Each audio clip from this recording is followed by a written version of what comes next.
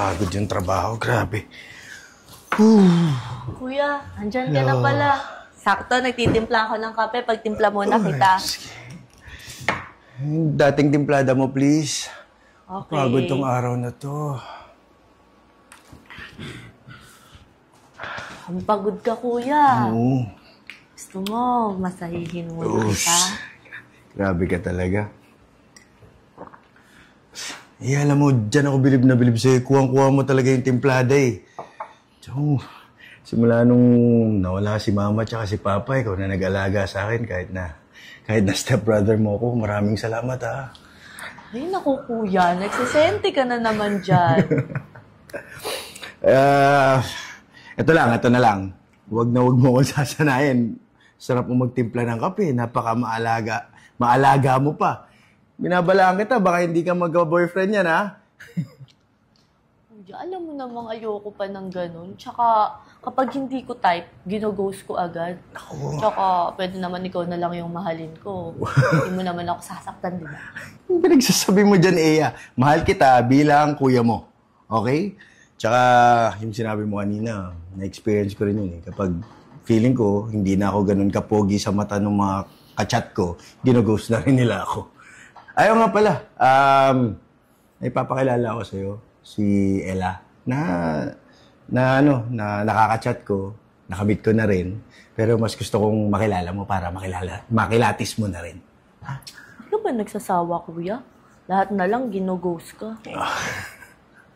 Okay lang yun. More chances of winning. Tsaka, sige, ganito na lang, ha?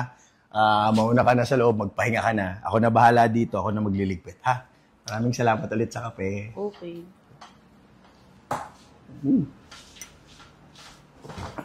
Sarap talaga. Kunting vanilla.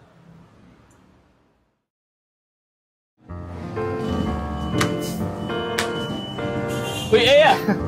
Dinamit ang siomay. Alam ko, paborito mo yung dim sum, di ba? Ako din, dalawa ko yung favorite mong may soap. Sabi mo kasi, skibrutin mo to. Anong ginagawa niyo dito? Ako, gusto ko kitang makita. Ewan ko na nandito sa gagon to. Ako rin. Gusto ko rin malaman sinong may mas chance sa amin ni Ian. Para kayong mga bata. Ba't di na lang kaya kayo mag-Jack and Poy dalawa? Aba, pwede din. Well, ako, ready naman ako sa kahit ng challenge eh. Ako din, kung ano man magiging decision mo, dito lang ako. Siri. Parang mas exciting pa to sa date namin dalawa ni Ella. Sino yung dalawa ngayong kapatid? Kuya, wala yung mga yan. Dumaan lang dito yung dalawang kumag na yan. Magsialis na nga kayo. Sabi ko na nga wala akong gusto sa inyo pareho eh. Sabi ko sa'yo, di ba? Yan yung dahilan kung bakit single yung kapatid ko. Napakasuplada. Agad ng babae, suplada. So you're Ea. I heard so many things about you. Mahal na mahal mo talaga yung kuya mo, no? Babe, saglit lang Ian, ikaw mo na bahala. Dumating na yung delivery ng pagkain natin. Kukunin ko lang. Babe, sama ka muna kay Ella. Tingnan lang, excuse me. Tara, pasok ka.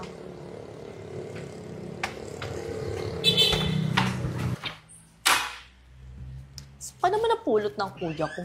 Yung mukha mo, mukhang peperahan mo lang siya eh. What? Anong ibig mo sabihin? I have my own company. Tsaka, ano makukuha ko sa kuya mo? Sa akin nga siya nagtatrabaho. Oh, talaga? Mahal mo ba talaga yung kuya ko? Kaya mo bang tanggapin na sila siya? Alam mo ba dati yung bakla?